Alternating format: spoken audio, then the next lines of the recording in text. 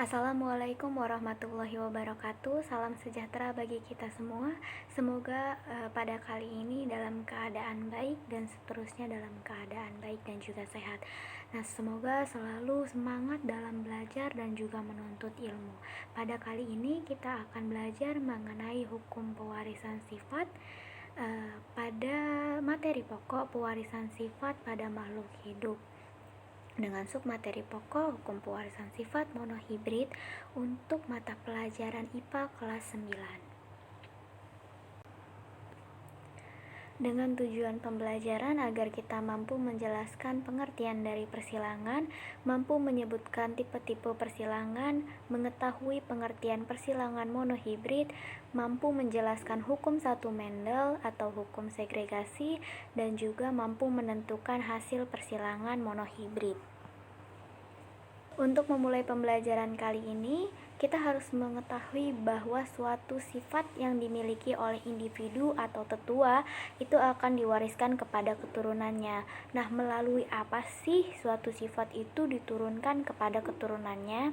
Nah, ternyata suatu sifat itu diturunkan atau diwarisi ke keturunannya melalui materi genetik, yaitu adalah kromosom yang di dalamnya itu terdapat gen. Nah, kromosom itu sendiri merupakan benang-benang halus yang terdapat pada inti sel yang mudah menyerap zat warna tertentu yang dapat menentukan pewarisan sifat. Kemudian gennya itu sendiri apa sih? Yaitu substansi kimia berupa senyawa asam nukleat yang terdapat dalam kromosom yang dapat menentukan pewarisan sifat. Nah, di sini kita akan mempelajari mengenai persilangan monohibrid. Nah, persilangan itu sendiri merupakan perkawinan antar individu ataupun populasi yang berbeda genetik untuk menghasilkan gabungan sifat dari tetua ataupun rekombinasi gen yang rekombinasi gen pada keturunannya. Nah, persilangan ini ada dua. Yang pertama itu persilangan monohibrid dan yang kedua itu persilangan dihibrid.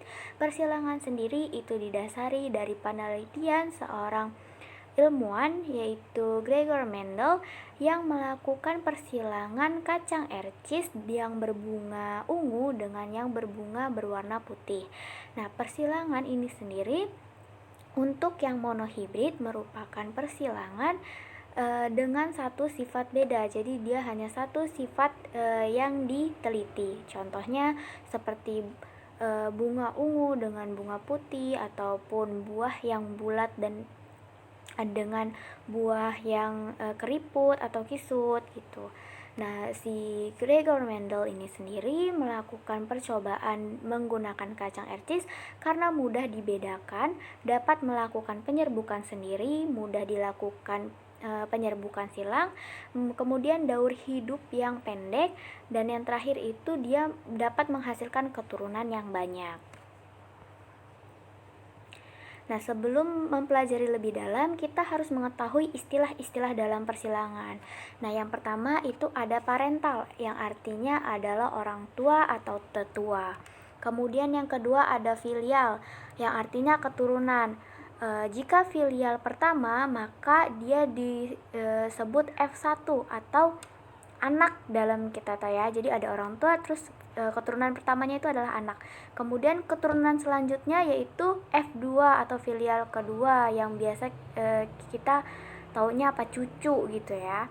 Kemudian yang ketiga ada genotip. Genotip adalah sifat-sifat yang menurun yang tidak nampak di luar, disimbolkan dalam pasangan huruf. Jadi genotip ini tidak bisa dilihat oleh mata. Jadi tidak bisa dilihat secara langsung. Contohnya itu adalah A besar A besar, A besar A kecil, A kecil A kecil, dan seterusnya. Jadi dia semacam kode yang ada di dalam tubuh kita. Yang keempat ada fenotip. Fenotip itu merupakan sifat menurun yang nampak dari luar. Nah, ini kebalikannya dari genotip ya. Kalau genotip itu tidak terlihat dari luar, sedangkan fenotip itu terlihat dari luar. Contohnya nih, buah yang ukurannya besar atau buah yang ukurannya kecil, ataupun yang bisa dirasa seperti buah yang rasanya manis atau buah yang rasanya asam. Kemudian ada homozigot. Homozigot ini adalah suatu sifat pasangan gen yang sama, sifatnya itu sama. Contohnya A besar dengan A besar, A kecil dengan A kecil. Nah, yang selanjutnya ada heterozigot. Berbanding terbalik dari homozigot, heterozigot itu merupakan pasangan gen yang tidak sama. Contohnya A besar A kecil, B besar B kecil, ataupun C besar C kecil. Kemudian ada gen dominan. Gen dominan itu apa sih? Gen dominan adalah sifat-sifat gen yang selalu nampak atau muncul dan disimbolkan dengan huruf besar. Itu gen dominan ini tuh sifatnya menutupi gen pasangannya. Nah, contohnya tuh di sini ada simbol huruf T besar yang dia itu tuh dominan, jadi dia tinggi, atau B besar itu besar, M besar itu manis, itu contohnya. Nah, kemudian yang selanjutnya ada gen resesif. Nah, gen resesif ini merupakan sifat-sifat gen yang tidak selalu nampak, baru munculnya itu apabila bersama-sama dengan gen resesif lainnya, disimbolkan dengan huruf kecil. Nah, gen resesif ini biasanya tertutupi oleh dominan. Nah, contoh ada sifat pendek nih, T kecil, sifat kecil, B kecil, B kecil. Kemudian ada sifat masam, M kecil, M kecil. Nah, ketika gen resesif ini bersamaan dengan gen dominan, contoh T besar, T kecil, itu ada dua kemungkinan. Yang pertama, dia bisa tertutupi gennya, jadi dominannya yang akan keluar, sifat dominannya yang akan keluar, ataupun dia bisa menjadi campuran, yaitu menjadi gen intermediate. Nah, gen intermediate itu merupakan sifat yang muncul akibat dari gabungan gen dominan dan resesif. Contohnya itu ada sedang. Contoh misalnya tumbuhan itu tidak tinggi dan tidak juga pendek, maka dia dikodekan dengan T besar T kecil. Atau suatu tumbuhan memiliki bunga yang tidak terlalu merah ataupun tidak terlalu putih, jadi dia itu merah muda, dikodekan dengan P besar dan P kecil. Kemudian kita harus menentukan gamet.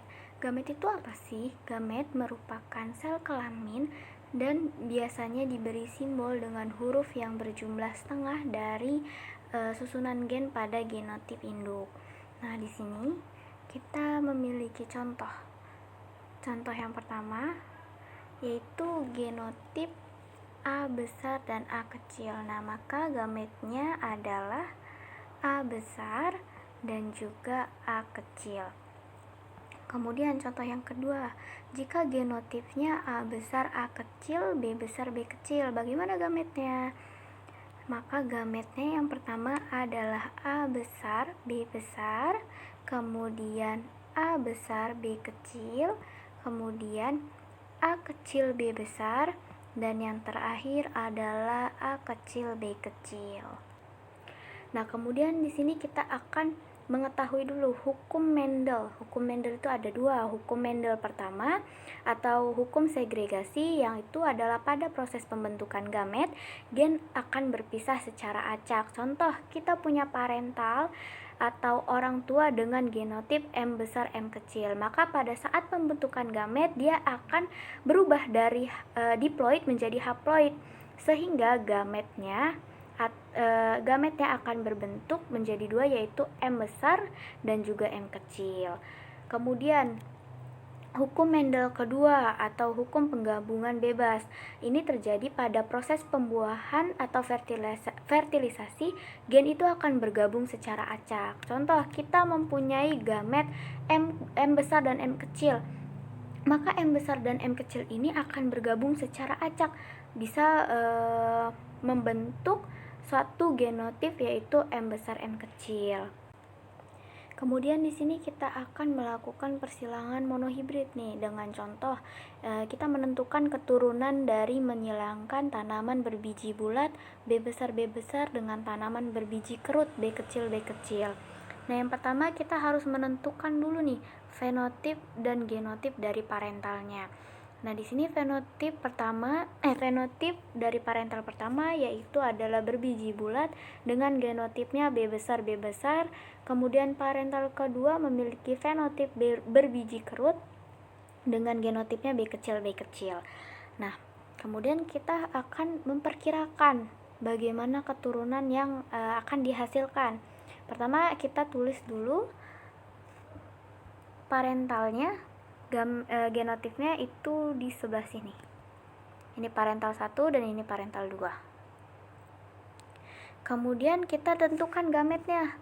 Gamet dari parental pertama karena dia dua-duanya B besar, maka kita tulis satu saja, jadi B besar. Kemudian berlaku juga dengan parental yang kedua, karena dua-duanya B kecil, maka gametnya adalah B kecil. Sehingga keturunan yang akan dihasilkan itu adalah tanaman berbiji bulat. Kemudian bagaimana caranya supaya kita mengetahui keturunan kedua nih atau cucunya nih? Kita harus menyilangkan biji bulat hasil dari parental itu dengan sesamanya. Jadi B besar B kecil disilangkan dengan B besar B kecil juga. Kemudian dihasilkanlah gamet B besar dan juga B kecil pada masing-masing parental yang kedua ini. Nah, kemudian setelah itu kita akan menentukan F2 atau keturunan keduanya itu dengan menggunakan tabel Punnett. Kemudian gamet yang sudah kita ketahui itu kita tuliskan di masing-masing tempat yang ada di tabel itu. Begitu pula dengan parental yang keduanya. Setelah kita tulis bagian atasnya dan juga bagian bawah sini, kita akan menentukan genotip yang akan dihasilkan dari persilangan ini. Pertama kita B besar dan B besar, maka akan menghasilkan genotip B besar B besar. Kemudian B kecil dengan B besar, maka akan menghasilkan genotip B besar B kecil. Kemudian B besar disilangkan dengan B kecil yang bawahnya, maka akan menghasilkan genotip B besar B kecil.